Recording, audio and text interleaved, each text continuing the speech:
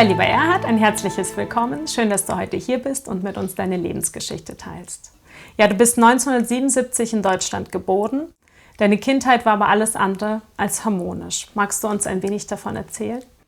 Ja, also es gab natürlich in meiner Kindheit auch schöne Momente, aber die Kindheit beeinflusst viele Menschen oder jeden Menschen wahrscheinlich sogar manchmal bis ins hohe Alter.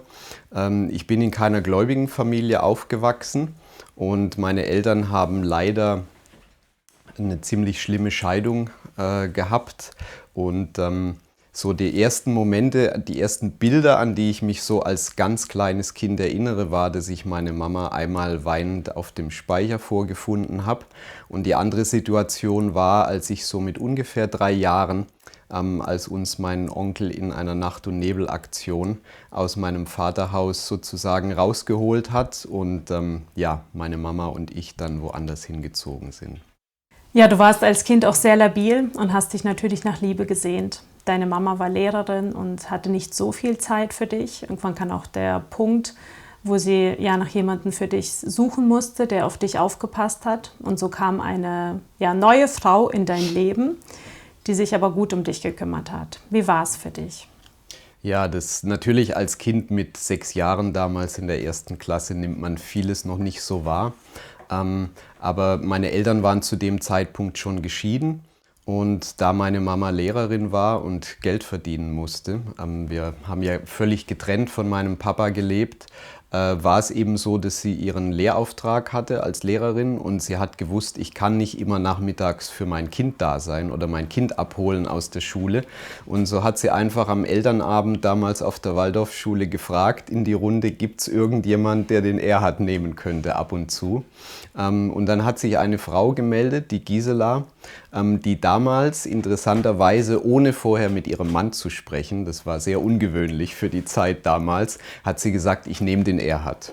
Und sie ist dann sozusagen meine Ersatzmama geworden. Ihr Sohn war mein Klassenkamerad in der 1. Klasse.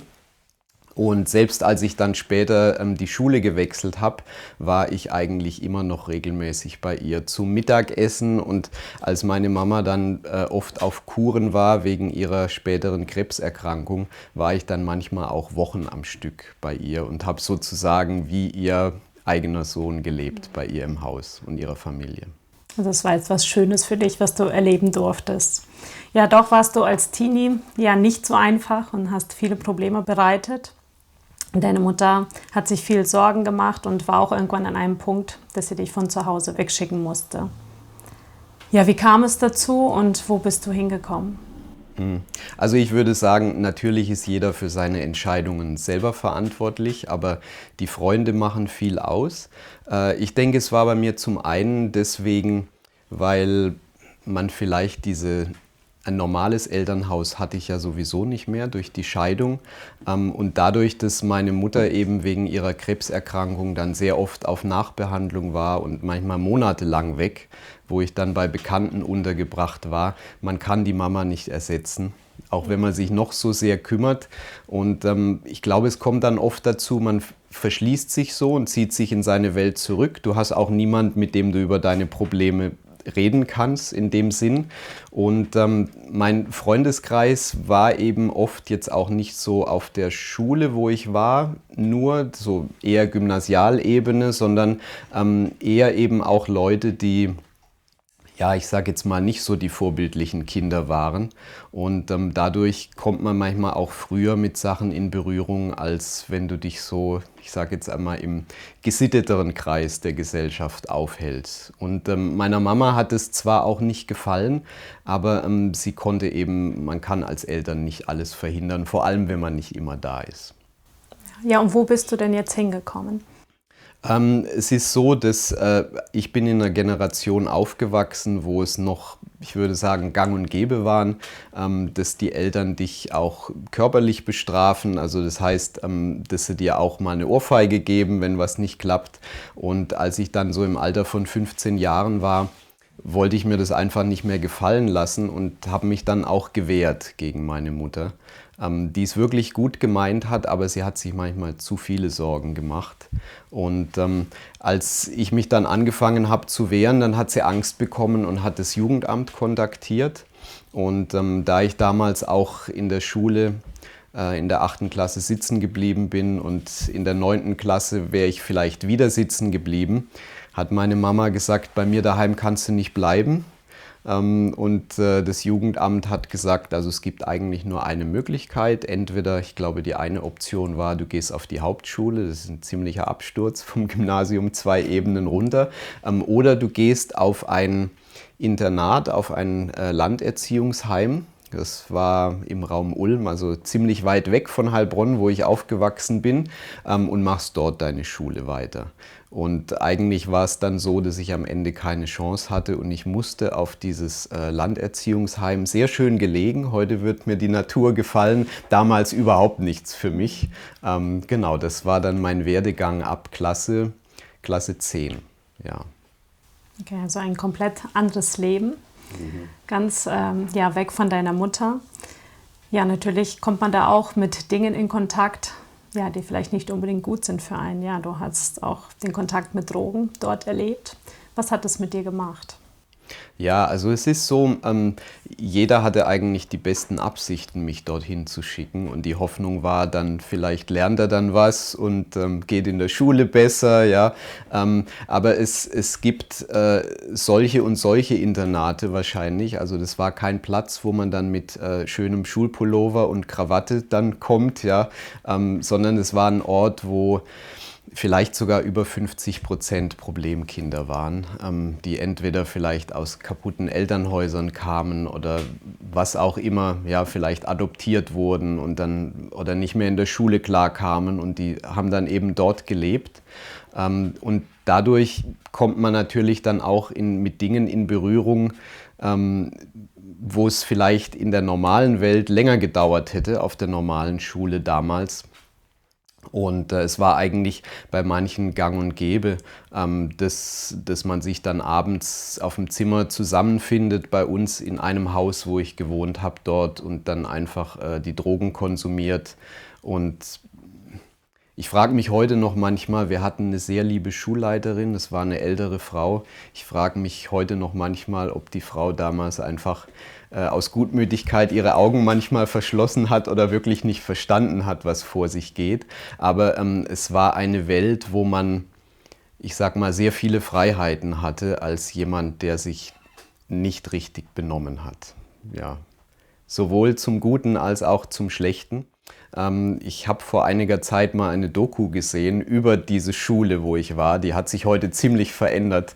Und der Schüler von damals, der ist ein paar Jahre älter als ich, der sagt, also als ich an die Schule kam, da gab es sehr strenge Regeln.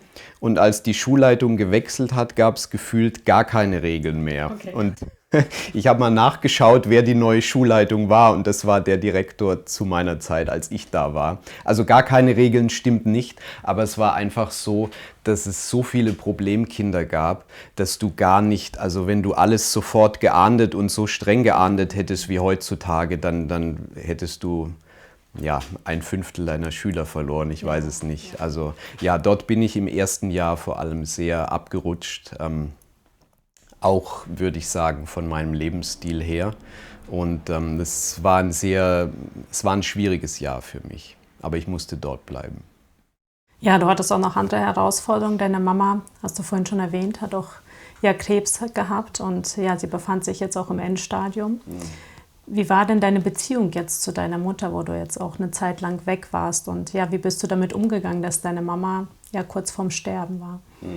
Ja, also die Beziehung zu meiner Mutter hat sich dann, als ich auf dem Internat war, nicht verbessert, zumindest die erste Zeit. Es ist ja auch schwierig als junger Mensch, man kennt sich selber zu wenig, aber es ist schon irgendwie ein seltsames Gefühl, wenn du jetzt merkst, du bist jetzt praktisch, manche fühlen sich abgeschoben vielleicht, ja, aber zumindest fehlt einem irgendwo was, weil mit 16 ist man ja vor allem als Junge, ist man ja noch lange nicht erwachsen in unserer Zeit heute. Und du bist ja praktisch in einem Umfeld, wo du jetzt komplett also auf dich allein gestellt bist, was jetzt zum Beispiel deine inneren Kämpfe oder Probleme angeht. Das teilst du ja nicht mit deiner Klassenlehrerin oder der Schulleitung. Also es war dann zum Glück so, dass meine Mama ist diagnostiziert worden mit Krebs, da war ich knapp 12. Und eben die Zeit bei den Bekannten und Verwandten, da war sie dann immer in Nachbehandlung und Kur. Und 7 Jahre später ungefähr war aber klar, sie ist jetzt im Endstadium. Und sie hat trotz aller ihrer Versuche hat's nicht geklappt. Und glücklicherweise hat dann eben diese Frau, die mich damals aufgenommen hatte, die Gisela, hat sich dann sehr stark dafür eingesetzt, dass meine Mama und ich uns noch versöhnen. Und dafür werde ich ihr für immer dankbar sein, weil ich glaube, dass es für viele Menschen sehr schwer ist, wenn sie einen Elternteil verlieren und sie haben das Gefühl, wir haben uns vorher nicht mehr versöhnt. Ja, wir sind im Unfrieden auseinandergegangen. Dafür bin ich heute sehr, sehr dankbar. Ja, es ist schön, dass die Gisela ja in deinem Leben war und sich da so bemüht hat. Ja, alles, was du erlebt hast, hat dir natürlich sehr zugesetzt. Deine schulischen Leistungen, hast du eben schon erwähnt, ja, waren nicht so gut. Aber du hast trotzdem irgendwie den Abschluss geschafft. Ja, erzähl uns doch ein bisschen davon, wie du das überhaupt geschafft hast. Ja, also die schulischen Leistungen, die haben anderen zugesetzt, mir weniger damals zu der Zeit. Damals waren einfach andere Themen wichtiger, ja, und das war ja schon nach den 70er Jahren, wo dann auch die Moral, also dass du mit 13 deine erste Freundin hast, war schon damals keine große Sache mehr. Das Alter geht ja immer weiter nach unten in der heutigen Zeit bei sowas. Also bei mir war es interessanterweise so, bei mir kam so ein Knackpunkt nach dem ersten Jahr oder in der Mitte des zweiten Jahres. Nach dem ersten Jahr, man muss sich das so vorstellen, im Internat, man ist wie in so einem kleinen Dorf. Also du hast deine Wohnhäuser, wo die Schüler wohnen. Du hast deine Mensa da, Sporthalle, also alles komplett. Du müsstest praktisch nie nach draußen gehen.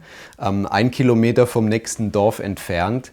Und im zweiten Jahr hat mich die Schulleiterin angerufen, kurz vor Ende der Sommerferien, und hat gesagt, ganz freudig, ich möchte sagen, du kommst zu mir ins Hellhaus. Du ziehst um von dem, wo du gerade wohnst, zu mir. Und das war für mich eine Schocknachricht, aber man hat sich nicht getraut, damals zu widersprechen, weil ich wusste, da wohnen eigentlich die schlimmsten Leute, sozusagen, ja, die jetzt vielleicht auch nicht besonders gut auf mich zu sprechen sind. Ich bin im ersten Jahr, ja, ich würde sagen, auch unterdrückt worden teilweise. Da war so das Recht des Stärkeren. Und im zweiten Jahr hatte ich dann die Möglichkeit, den Spieß umzudrehen. Und leider habe ich das damals auch genossen, dann, wenn andere auf der anderen Straßenseite und dir mit Respekt begegnen, ja, und ich denke, das ist auch menschlich. Aber was meine Schule angeht, habe ich so mit 18 einmal selber gemerkt, an meinem Zimmergenossen zum Beispiel, der kriegt sein Leben nicht mehr auf die Reihe, der liegt morgens im Bett, der geht nicht mehr in die Schule richtig. So war es bei mir im ersten Jahr, dass ich eigentlich vielleicht 1/3 der Zeit gar nicht in der Schule war. Das kann man sich gar nicht vorstellen, ja, hier wäre das undenkbar, aber da hast du halt deinen grünen Fehlzettel bekommen, und weil es so viele Problemfälle gab, haben die das gar nicht mehr richtig handeln können wahrscheinlich. Und ich habe dann in diesem zweiten Jahr, wo ich richtig abgesackt bin, habe ich dann einfach auch gemerkt, so mit 18 Jahren, wenn du auf dem Sportplatz bist, ich habe mich normal immer gerne bewegt früher, und du rennst 10, 20 Meter, bist du schon aus der Puste, ja, wie es eigentlich nicht mal mit 60 sein sollte. Und das hat mich innerlich wütend gemacht, weil ich gemerkt habe, der Lebensstil und diese Sachen, Alkohol, Drogen, das macht mich kaputt. Und ich habe dann die Entscheidung getroffen, zum Glück hat mir meine Mama eine gute Eigenschaft vererbt. Sie hat einen eisernen Willen gehabt. Und ich habe dann damals die Entscheidung getroffen, ich steige aus den ganzen Sachen. Und ich werde jetzt einfach nach der Schule, ich werde Sport machen bis abends, bis ich müde ins Bett falle und an keine Abhängigkeiten mehr denke. Und es hat menschlich gesehen, es hat funktioniert. Also schön. Dann war Sport natürlich eine Art Ersatz Religion für mich, ja. Ersatzabhängigkeit, ja, die auch nicht gut sein kann. Aber so bin ich dann zumindest damals rausgekommen und habe wirklich versucht, meine Schule auf die Reihe zu kriegen, weil es klar war, die Mama wird bald sterben. Und ich glaube, dass dieser Gedanke macht auch etwas mit einem. Nicht so einfache Zeit, die du da erlebt hast, aber schön, dass du es geschafft hast, einige Probleme loszuwerden. Ja, dann kam aber auch die nächste Herausforderung nach dem Abitur. Ja, solltest du zum Militär gehen. Erst warst du von dem Gedanken nicht so begeistert, aber nach einer Zeit ja, konntest du dich doch damit einfreunden. Aber es war doch keine einfache Zeit dort. Erzähl uns doch ein bisschen von dieser Zeit in deinem Leben. Ja, ich springe noch mal einen ganz kleinen Schritt zurück. Ja. Ich glaube auch ein Moment für mich, da hatte ich mich zwar schon gedreht innerlich, aber wenn man dann so bei seiner Mama im Krankenhaus sitzt, am Sterbebett und sie liegt im Koma, ich glaube, wenn dich sowas nicht verändert, da wurde mir dann noch mal ganz bewusst, wenn ich hier jetzt rauskomme, ich habe keinen Ort, wo ich jetzt hingehe, also keine Familie, wo ich hingehen kann. Du musst dein Leben jetzt auf die Reihe kriegen, sonst... War das noch vor dem Militär, als deine Mutter gestorben ist? Das war davor. Das war vor meinem letzten Schuljahr. Also als ich die 12. Klasse abgeschlossen hatte, muss es so gewesen sein, Ende der 12. Klasse. Also 13. war damals Abitur und da wurde mir dann nochmal zusätzlich bewusst, du musst jetzt wirklich alles dran setzen, deine Schule zu schaffen und dein Leben auf die Reihe zu bekommen. Wo bist du denn dann hingekommen, als deine Mutter gestorben ist und du fertig warst? Das Militär war ja dann erst eine Zeit später. Als meine Mutter gestorben ist, es war schon vorher, dass ich nicht mehr bei ihr wohnen durfte, ja, was auch verständlich war. Und zum Glück gab es einer von meinen 2 besten Freunden damals, dessen Eltern in dem Haus, wo sie ihre Wohnung hatten, da war oben das Dachgeschoss im Haus frei. Und da sein Vater den Vermieter kannte, hat er das arrangiert, dass sein Sohn dort oben einziehen kann. Okay. Und ich hatte dann noch ein Zimmerchen mit 6, 7 Quadratmetern, hat aber damals gepasst für mich, für 50 D-Mark oder waren es schon Euro, ich glaube noch D-Mark im Monat. Und das war dann sozusagen, da konnte ich sein und da ist noch ein anderer Freund eingezogen. Wir haben dann praktisch zu dritt im Dachgeschoss gewohnt. Das heißt, zum Glück hatte ich dann einen Ort, wo ich sein konnte. Ja, und dann kam die Zeit des Militärs. Wie war das für dich? Es war eine sehr interessante Zeit. Also ich bin nie patriotisch gewesen, wenn es um mein Vaterland geht. Und deswegen habe ich gesagt, am Anfang, damals musste man ja was machen, außer man wurde komplett aussortiert, was eher weniger vorkam. Du musstest entweder die Militärzeit machen, 10 Monate, oder zum Zivildienst gehen. Und da ich gesagt habe, ich bin nicht stolz auf mein Vaterland, also so dieser Dienst, das bedeutet mir gar nichts, habe ich mich erstmal entschieden zu verweigern, wie viele damals. Ja. Und kann mich noch erinnern, es war für mich etwas verwundernswert. Also der Beamte auf dem Kreiswehrersatzamt, der hat mich ist richtig aus der Haut gefahren, der ist richtig wütend geworden. Da muss man sich beherrschen, dass man nicht anfängt zu lachen, weil die Szene so absurd ist.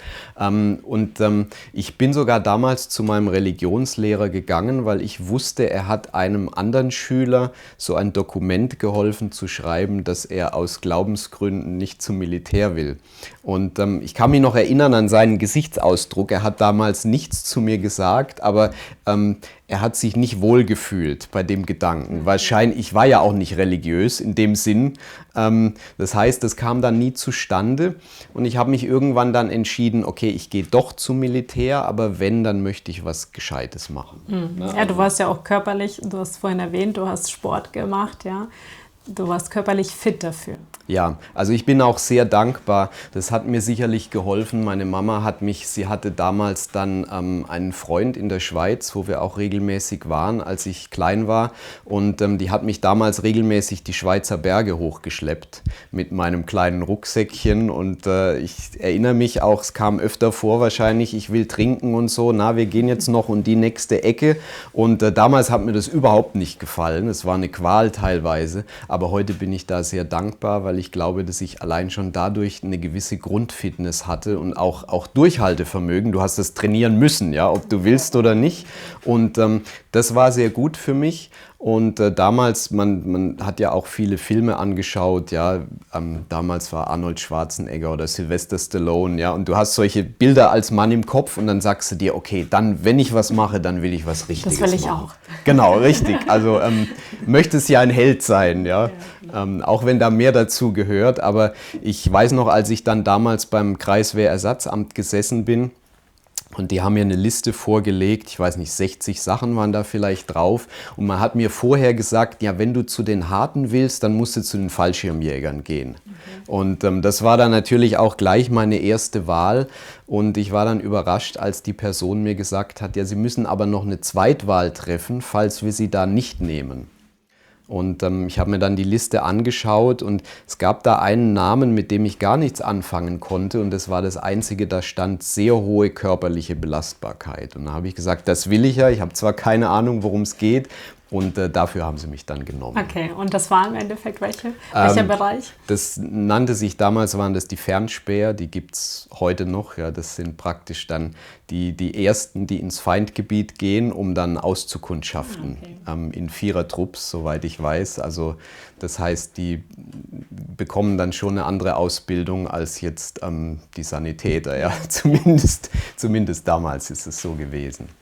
Ja, wie war es denn jetzt, als du dort vor Ort warst? Und ja, die Zeit des Militärs ging jetzt wirklich los. Und es war jetzt nicht nur dieses Bild, ich möchte ein Held sein, sondern du warst jetzt mittendrin, was sicherlich ja doch nicht so einfach war, wie du es dir vorgestellt hast. Ja, also wenn du dann drin bist, das ist ja öfter so im Leben, man stellt sich was vor und wenn du dann drin bist, dann ist es zu spät und du kommst auch nicht mehr raus. Ne? Also da hast du das erste Mal so ein bisschen, ich glaube, ein winziges Mikrogefühl, wie es ist, im Gefängnis zu sein. Weil es ja wirklich so ist, wenn du jetzt zurückkommen musst zur Kaserne, du kommst da nicht raus. Ne? Also die ist bewacht, du kannst da nicht einfach ausgehen während dem Dienst und sagen, na jetzt schwänze ich mal eine Stunde, das funktioniert nicht. Wenn du zu Hause bleibst, die holen dich dann ab mit dem Bus, ne, und stecken dich im schlimmsten Fall dann, glaube ich, in Gewahrsam.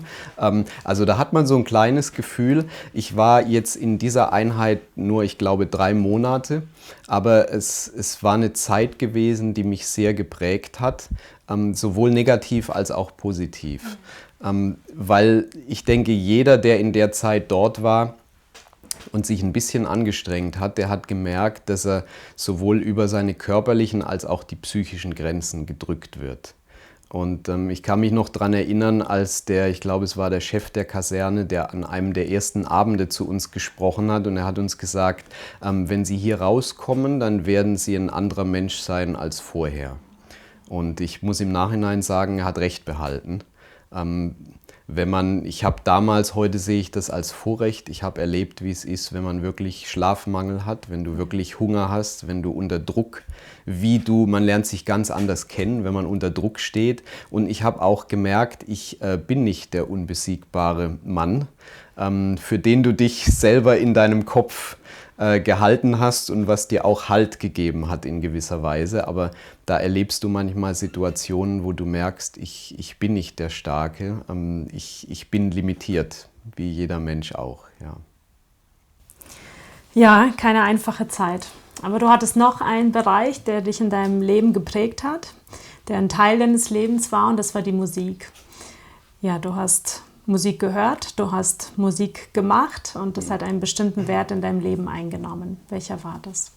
Ja, also ich würde sagen, ich war niemand, der, hast es schon erwähnt, Musik gehört hat nur, sondern für mich, es gibt in der Bibel so einen Vers, ja, der sinngemäß sagt, was immer dir vor die Hände kommt zu tun, das tu mit deiner ganzen Kraft. Und ich denke, ich bin heute immer noch so ein Mensch, wo ich sage, wenn ich wirklich mich mit etwas beschäftige, dann mache ich es mit ganzem Herzen oder über 100% sogar.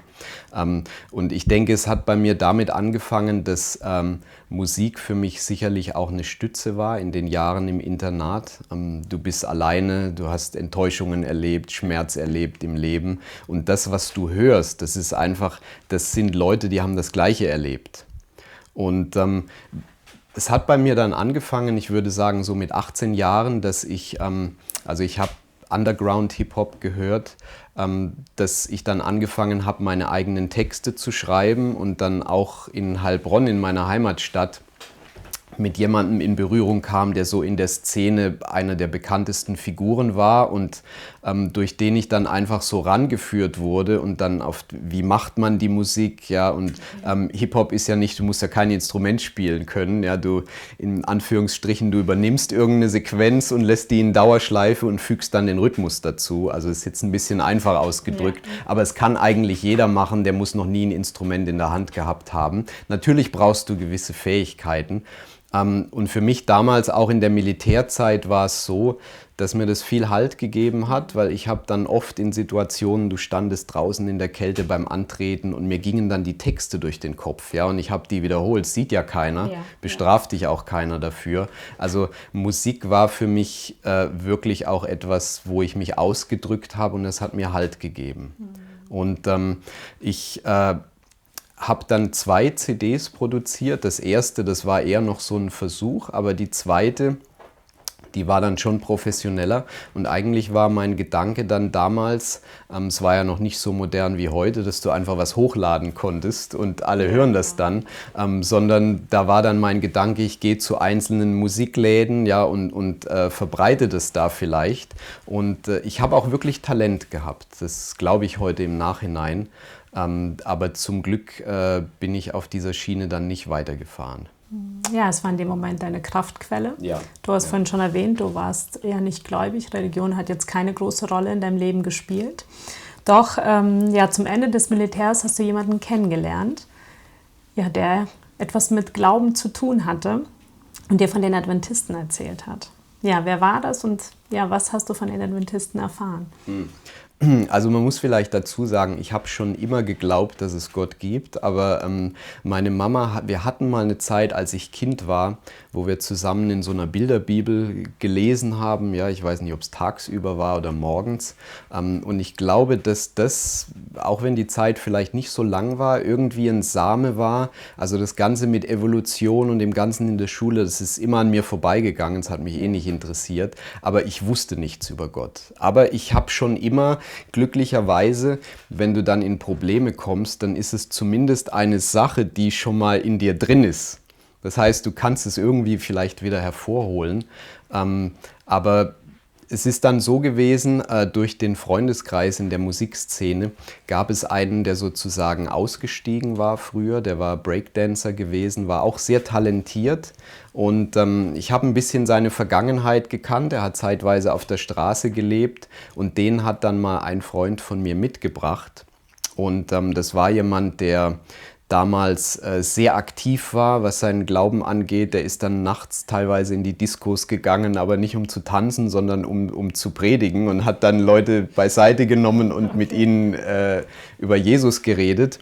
Und der hat dann 2-3 Stunden, ich glaube wirklich am Stück fast, ja, hat früher sehr viel gesprochen, mit mir geredet und hat mir Dinge erzählt mit Offenbarung und Malzeichen des Tieres. Da konnte ich natürlich null anfangen damit. Aber ich glaube, es war genau die richtige Person, weil wenn Gott jemanden geschickt hätte mit Anzug und Aktentasche, das war bei mir so ein Bild im Kopf, das wäre nicht so gut angekommen, glaube ich. Das ist nicht angenommen. Ja, das ist eher, man hat gedacht, das sind so die Snobs, ja, auch wenn das natürlich nicht so ist in der Realität. Aber ich habe nach 2-3 Stunden habe ich wirklich den Eindruck gehabt, das, was er sagt, das ist die Wahrheit. Ich kann das jetzt natürlich noch nicht nachprüfen alles und fassen.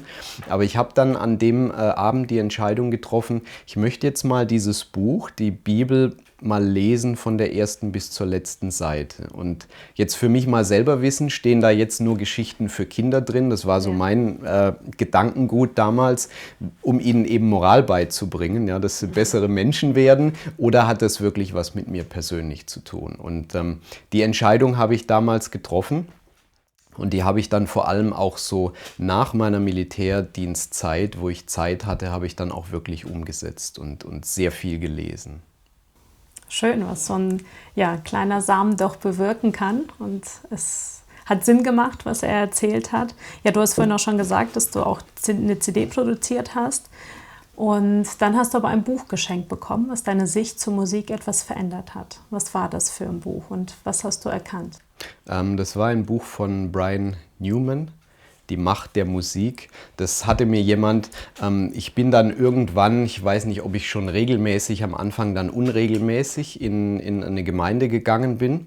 Und ein Glaubensbruder hat mir dieses Buch geschenkt, ich glaube sogar ohne zu wissen, was ich gerade mache.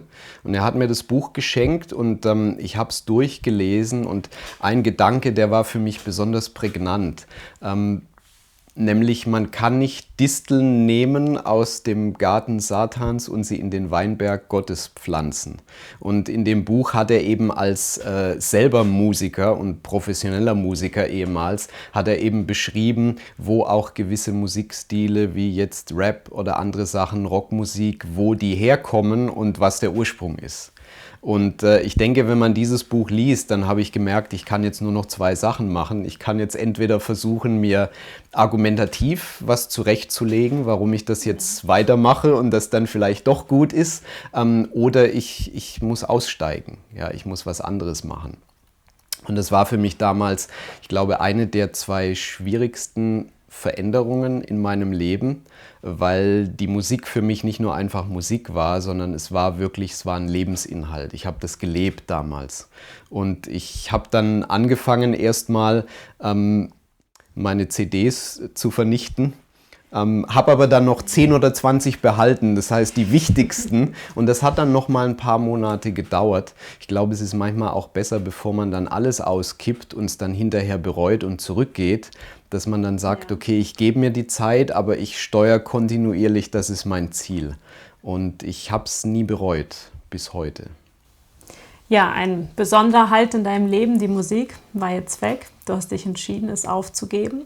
Ja, du hattest auch noch andere Dinge, die dich vor Herausforderungen gestellt haben. Einige Dinge, die du nicht so verstanden hast in der Bibel, zum Beispiel der Zustand der Toten. Was waren so Dinge, die dich noch herausgefordert haben? Du hattest auch ein Problem, ja am Anfang Jesus ganz anzunehmen. Das ist dir auch sehr schwer gefallen.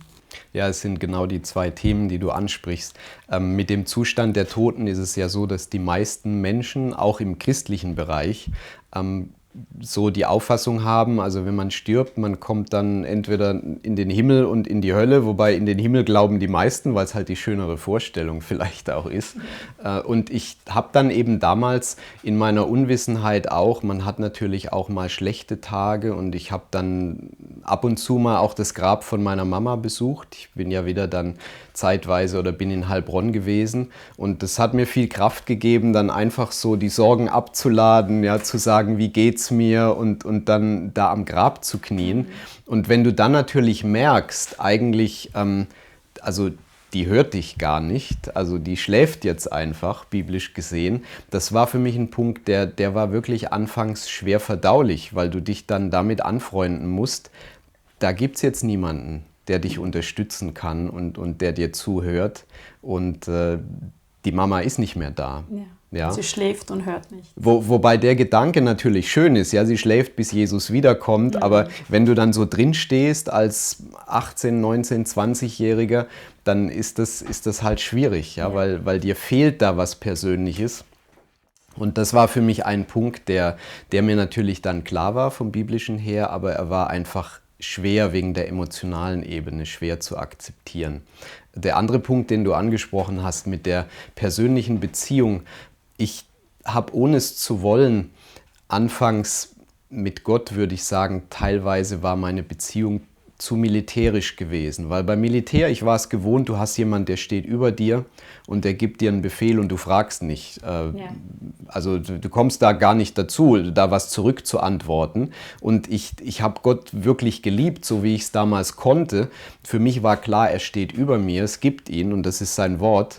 Aber so dieses Persönliche, ihn nah an dich ranzulassen, das ist mir schwer gefallen, auch weil ich das von väterlicher Seite nie erlebt habe. Mein Vater war jemand, der dann vom Erzählen her, ich war ja noch bis 7, 8 Jahre bei ihm auf den Besuchstagen und wenn dir dann erzählt wird, der sagt dir, deine Mama tut dir Gift ins Essen, ja, oder dir dann später ein Verwandter erzählt, dein Papa droht dir mit dem Hund als 4-Jähriger, 5-Jähriger, da hast du natürlich ein total verzerrtes Bild. Verzerrtes und auch liebloses, muss man ja sagen, liebloses Bild, ja, wenn du mit 8 oder 9 Jahren haben wir eine Entführung inszeniert oder so teilweise. Mein Vater kam zum Besuchstag und wir haben abgesprochen, du rennst weg, du versteckst dich im Auto, im Kofferraum, damit wir vor Gericht, damit du sagen kannst, das ist ein Grund, damit dein Vater dich nicht mehr sehen darf. Da kann man sich natürlich vorstellen, wie man seinen Vater sieht. Und ich denke, dass das viele Menschen dann auch oft so ein bisschen unbewusst übertragen auf die Beziehung zu Gott.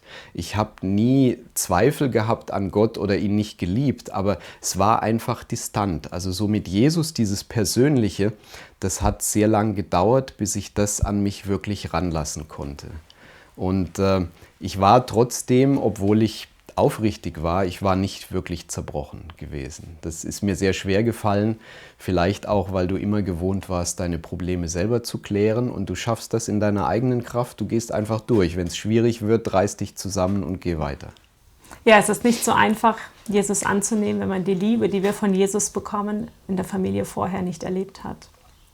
Doch kam irgendwann der Zeitpunkt, wo du dich hast brechen lassen und wo du Jesus ganz in dein Herz hineingelassen hast. Ja, du hattest auch den Wunsch, dich taufen zu lassen.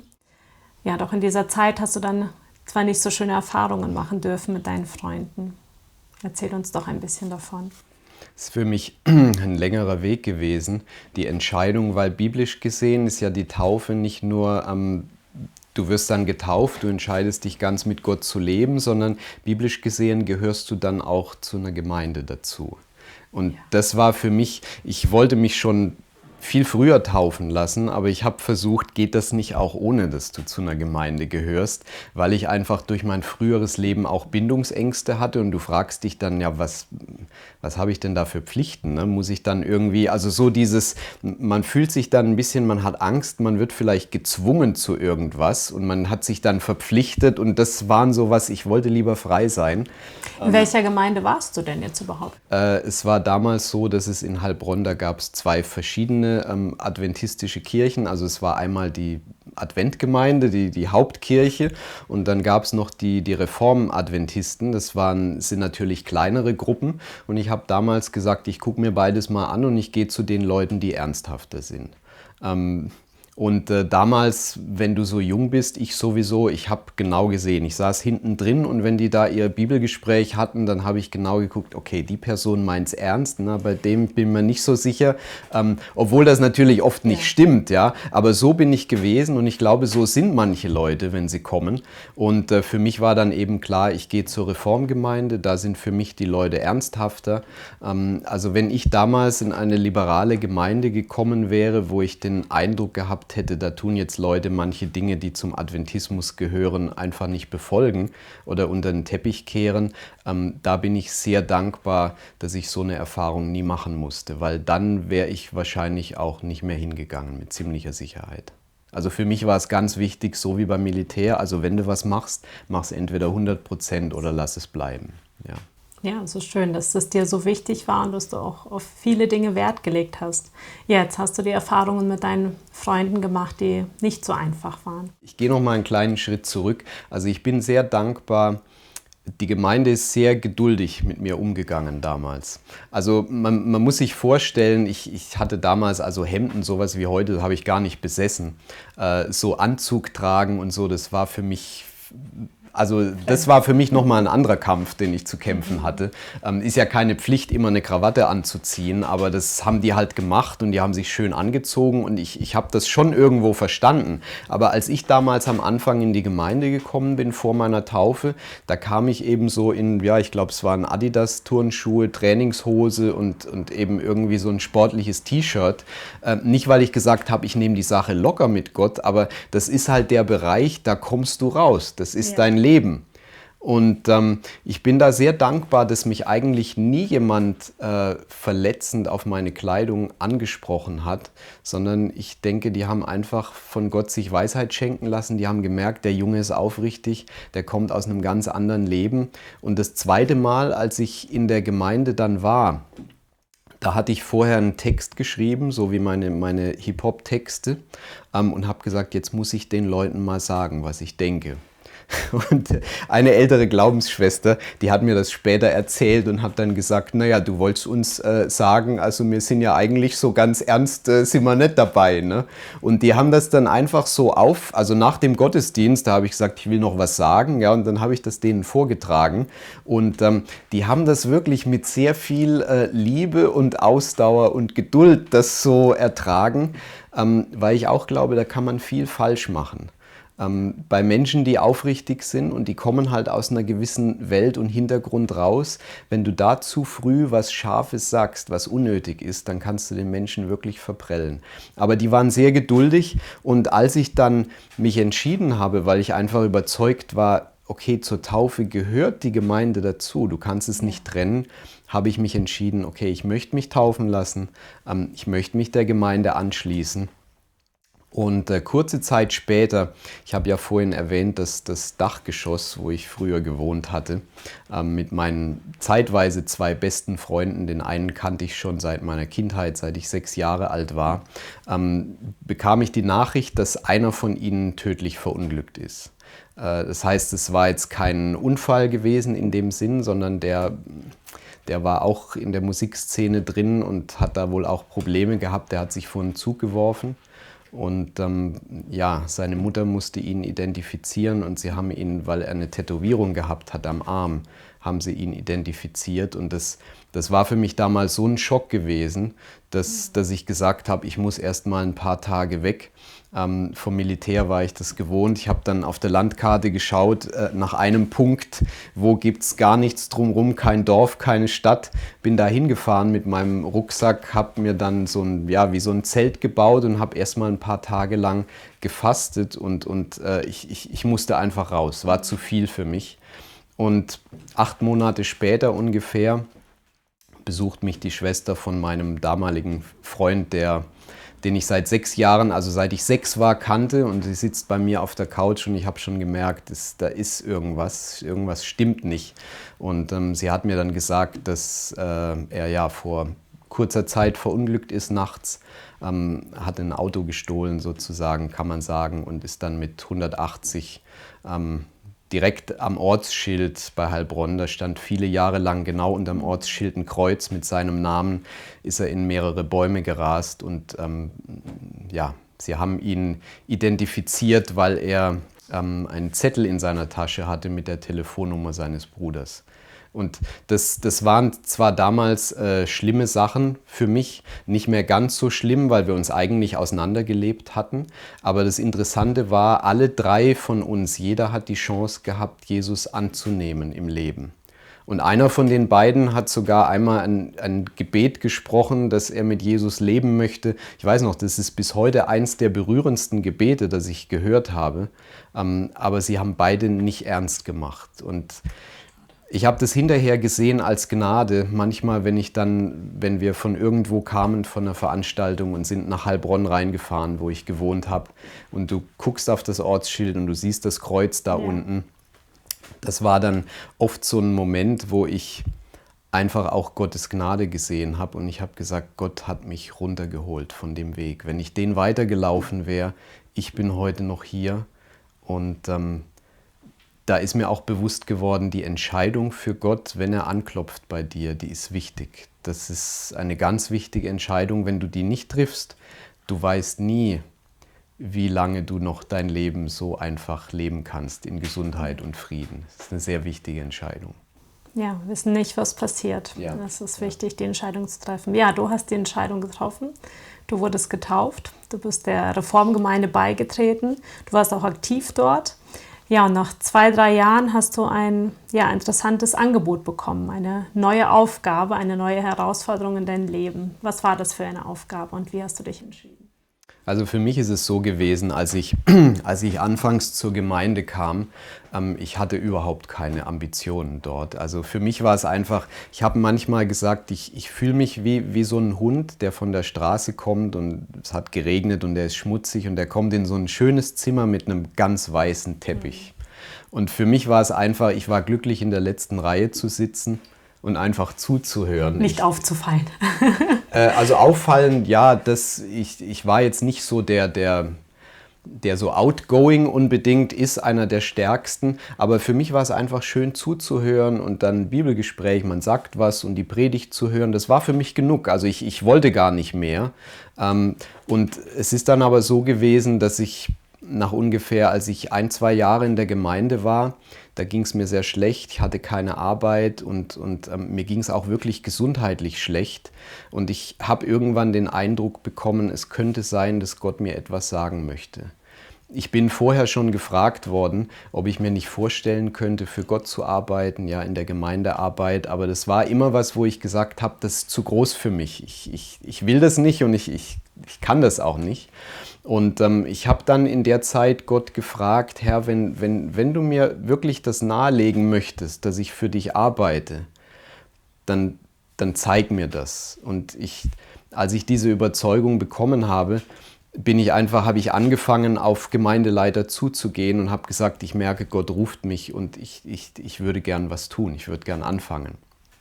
Und es gab einen Gemeindeleiter in Berlin damals, in der Reformgemeinde, wir kannten uns schon länger und er hat gesagt, wenn du zu uns kommst, du kannst im Gemeindehaus, du kriegst ein Zimmer, unten im Keller, also es war ein schönes Zimmer, aber es war eben im Keller und du kannst mit uns arbeiten, die waren sehr missionarisch aktiv und du kriegst von uns 100 € im Monat und dein Essen, was du brauchst.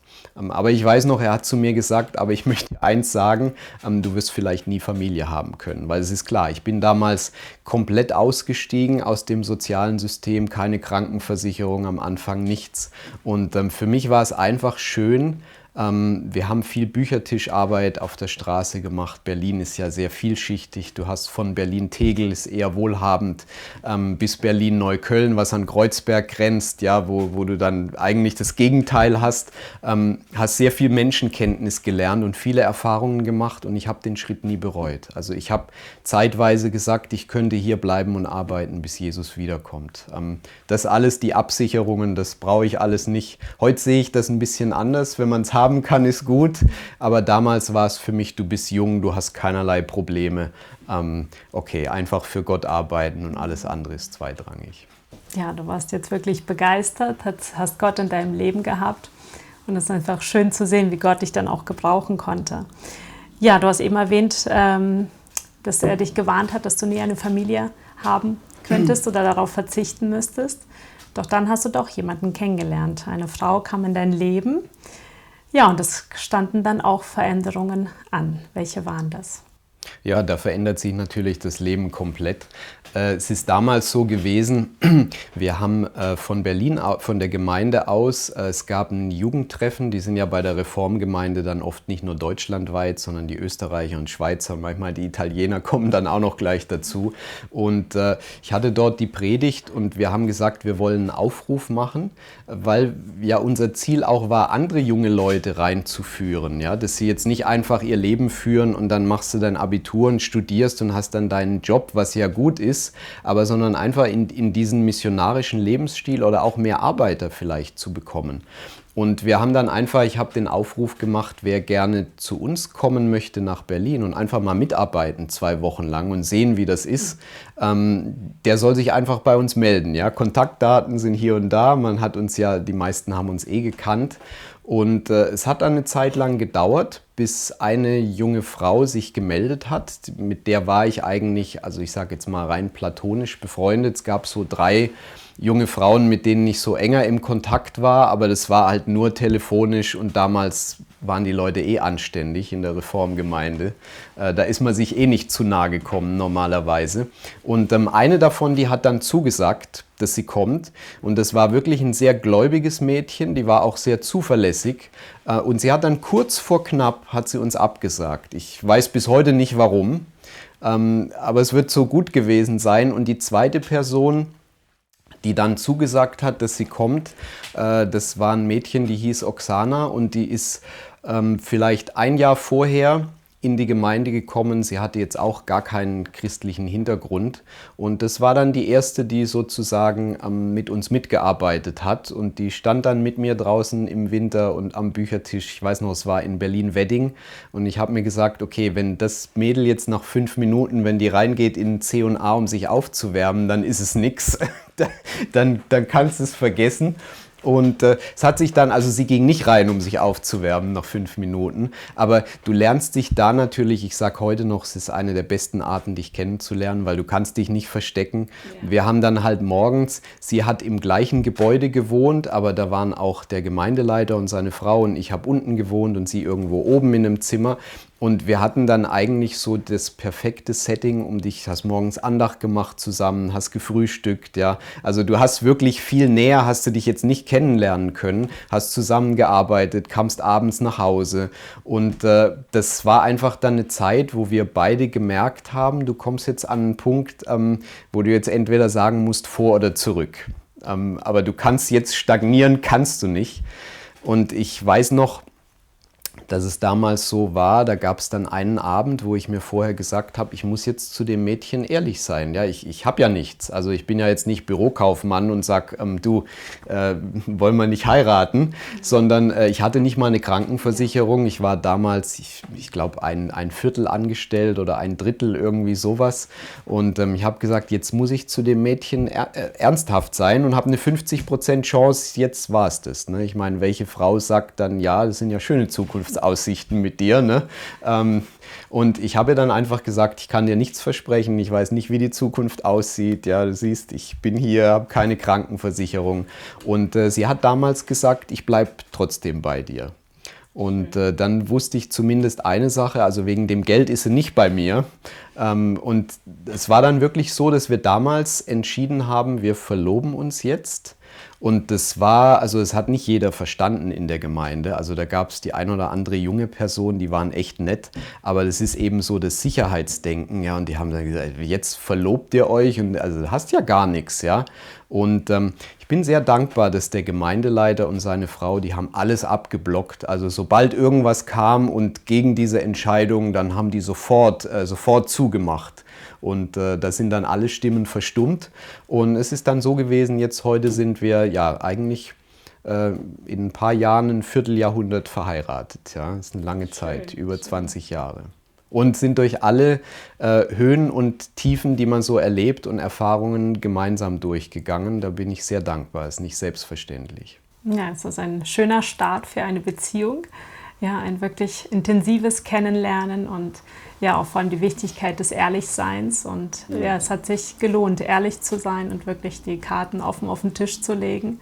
Ja. Und ja, Oksana ist bei dir geblieben. Ihr habt auch mittlerweile 2 Kinder, ja, und habt eine glückliche Familie. Ja, ihr seid dann auch gemeinsam nach Portugal gegangen und habt auch dort eine intensive Zeit erlebt. Magst du uns davon etwas berichten? Ja, also ich bin im zweiten Schritt, wir waren erstmal auf einer Missionsschule in Portugal für ein paar Monate und später hatte ich dann einfach den Eindruck, ohne jemals irgendein Angebot bekommen zu haben, aber hatte ich den Eindruck, bereite dich darauf vor, die Bibel zu unterrichten. Also wie gesagt, ohne Angebot, ohne dass mich jemals jemand angesprochen hat. Und wir sind dann für 8 Monate nach Holland gegangen, haben dort gelebt. Zum Glück hatte ich damals finanziell jetzt keinen Engpass, sodass ich gesagt habe, wir können dort günstig gut leben.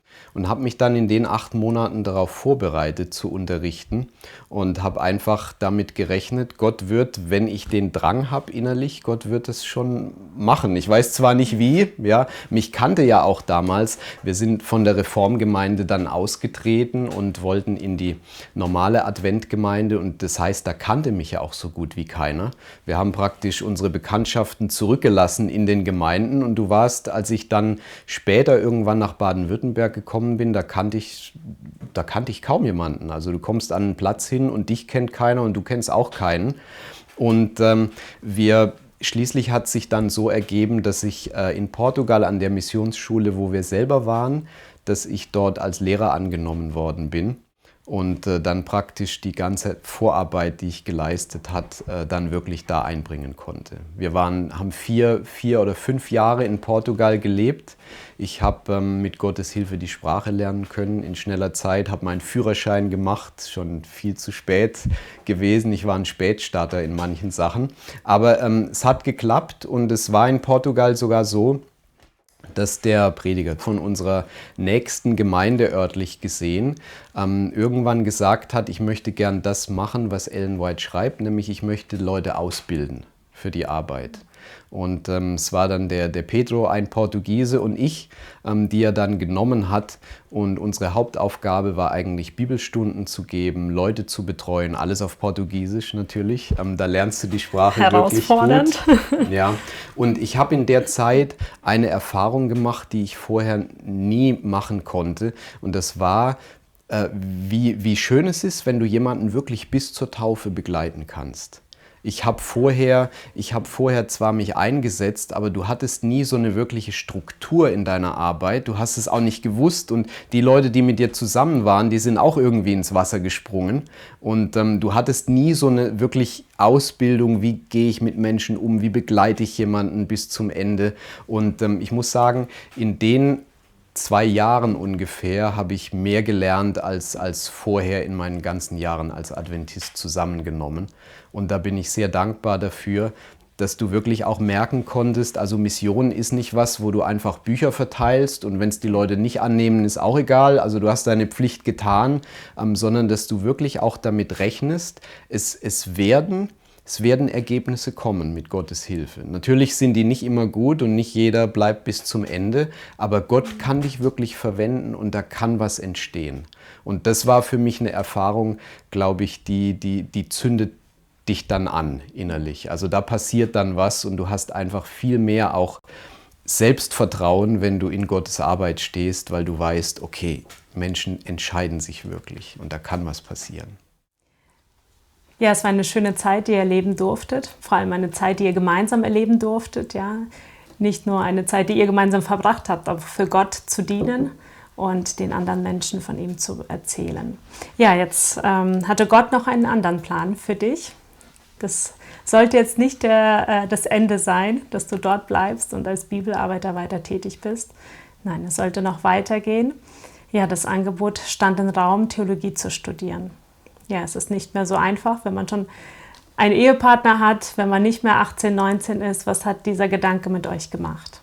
Ja, ich war ja damals schon in meinen frühen 30ern, also 32, 33, als wir dann aus Portugal weg sind und mich hatten schon öfter, wir hatten ja ein kleines Gesundheitszentrum mit dabei, die Schule, das heißt, da kommen dann, oft waren es auch Adventisten, die dann kamen aus allen möglichen Ländern. Und man kommt ja mit anderen Menschen in Berührung und öfter ist schon mal der Gedanke gefallen, kannst du dir nicht vorstellen, Prediger zu werden, Theologie zu studieren. Ich weiß nicht mehr genau, wie ich geantwortet habe, aber innerlich habe ich manchmal gedacht, das wäre das Letzte, was ich machen würde. Also für mich war damals Prediger ist gleich Kompromiss, das waren so, eigentlich ging für mich schon fast Hand in Hand.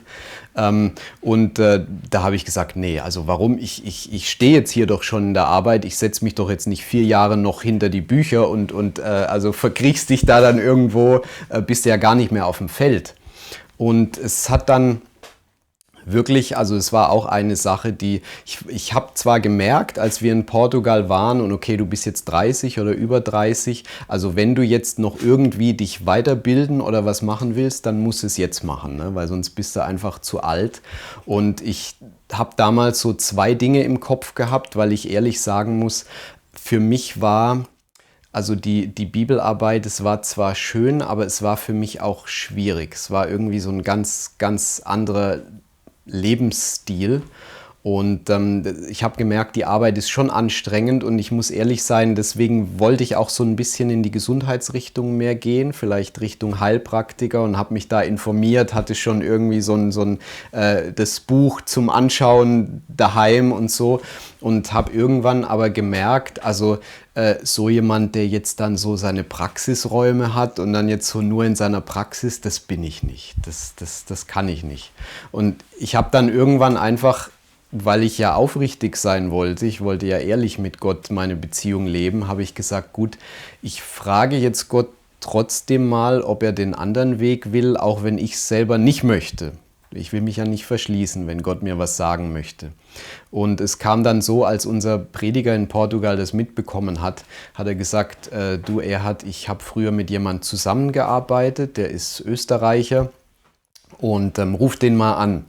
Weil er hat zu mir dann gesagt, also wenn ich dir jetzt so, es gibt ja mehrere Universitäten und dann er kannte mich ja auch so, hat er gesagt, also dann, ich empfehle dir Bogenhofen, ruf mal den an. Und das habe ich gemacht und habe mich dann entschieden, es gibt ja die Möglichkeit, da mal so für 3-4 Tage hinzugehen und dann kriegst du da Kost und Logis und kannst dir das angucken.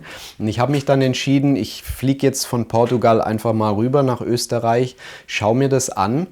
Und ich habe schon gemerkt auf der Reise dorthin, dass zum Beispiel die Menschen, denen ich begegnet bin, ich habe gemerkt, also diese Reise, die ist von Gott so gewollt, die ist geplant. Also da sind Dinge, zumindest die Reise. Die Entscheidung hinterher ist nochmal ein anderes Thema.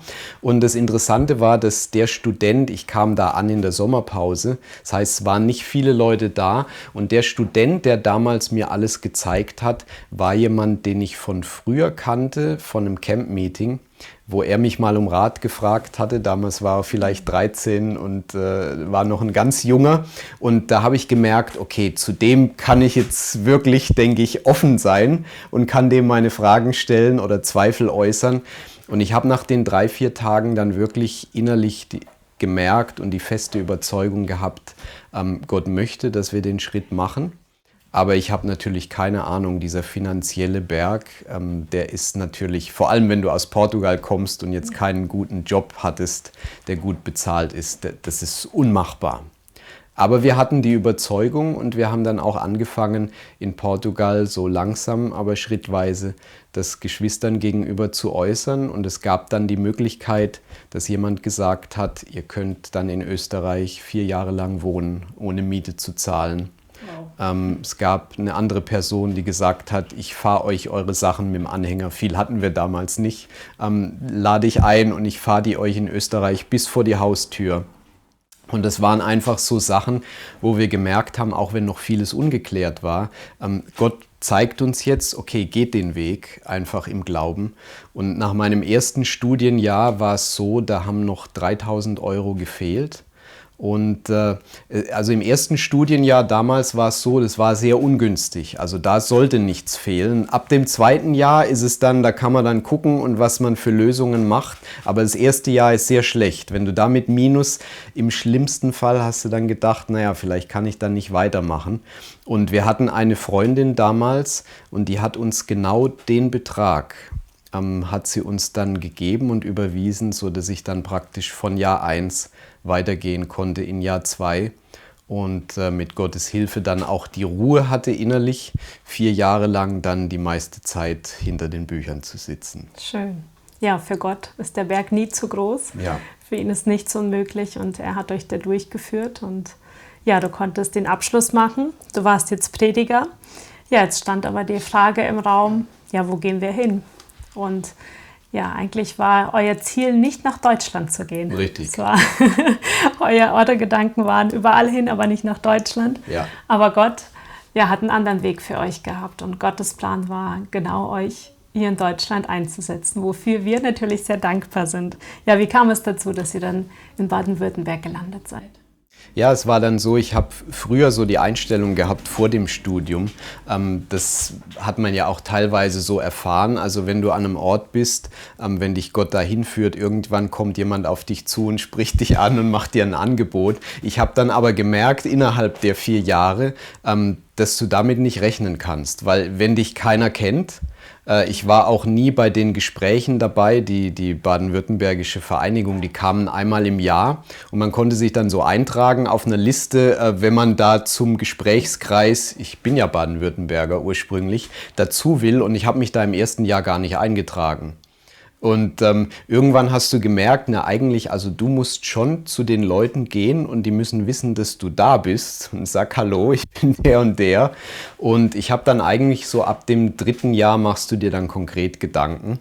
okay, in einem Jahr ist Schluss und dann, also wenn mich keiner kennt und keiner fragt, ja, dann habe ich es gemacht und dann war es das, ne, im schlimmsten Fall. Und da wir nicht nach Deutschland wollten, weil ein Grund war, wir wollten Heimschule machen mit unseren Kindern, das ist ja in Deutschland gesetzlich auf jeden Fall nicht möglich. Ja. Und deswegen haben wir unter anderem gesagt, wir wollen nicht nach Deutschland. Sind dann aber so, dass ich trotzdem gesagt habe, ich spreche mal mit den Baden-Württembergern, hat den Erhard Biro noch nie vorher die Hand gegeben und habe einfach dann auch im 3. Jahr konkret gefragt, also ich bin jetzt dann, es geht aufs Ende zu, habt ihr Interesse? Weil da bringt es dann nichts drum rumzureden, einfach um zu wissen, soll ich das ins Gebet nehmen oder wenn nicht, dann weiß ich, das kann ich abhaken. Ja.